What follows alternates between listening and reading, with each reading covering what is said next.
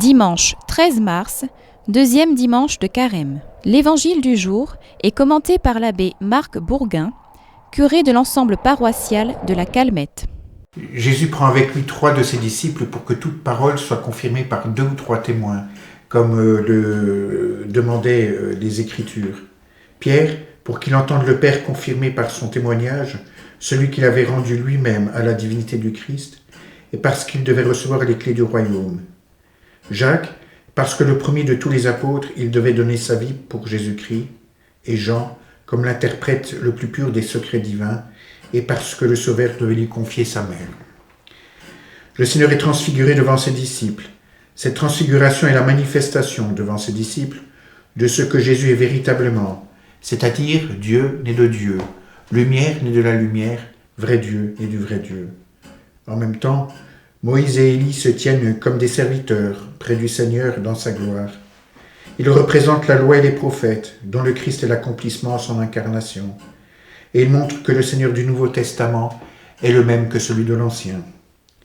D'aucuns prétendaient que Jésus était l'ennemi de Dieu et qu'il violait la loi. La présence de Moïse, qui avait donné la loi, et celle d'Élie, qui avait soutenu avec tant de zèle les intérêts de la gloire de Dieu, réduisaient à néant ces accusations. Pierre veut dresser 3 tentes, une pour Moïse, une pour Élie, une pour Jésus. Mais il n'est pas avantageux que Jésus reste sur la montagne, parce que la promesse faite aux disciples ne pourrait avoir son accomplissement, parce que Pierre n'aurait pas reçu les clés du royaume, parce que l'empire de la mort n'aurait pas été détruit. Pierre, le Seigneur ne vous a pas donné mission de dresser 3 tentes, mais de construire l'Église universelle.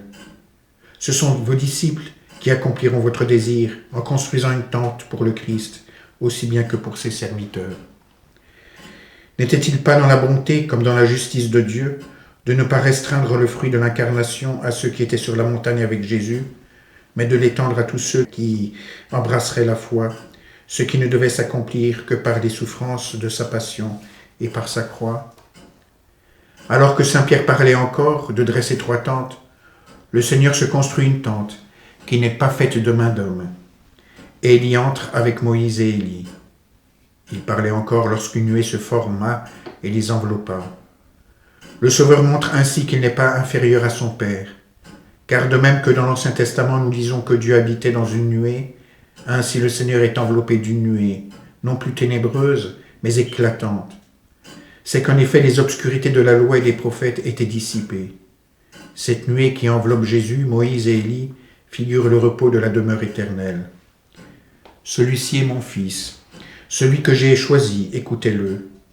Ce n'est point Moïse ni Élie qui sont ses fils, mais celui-là seul est mon Fils, que vous voyez seul sur la montagne maintenant.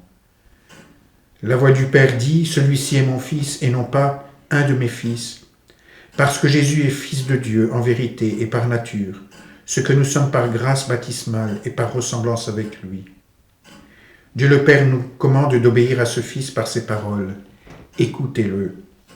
Et écoutez-le plus que Moïse et Élie, car le Christ est la fin de la loi et des prophètes.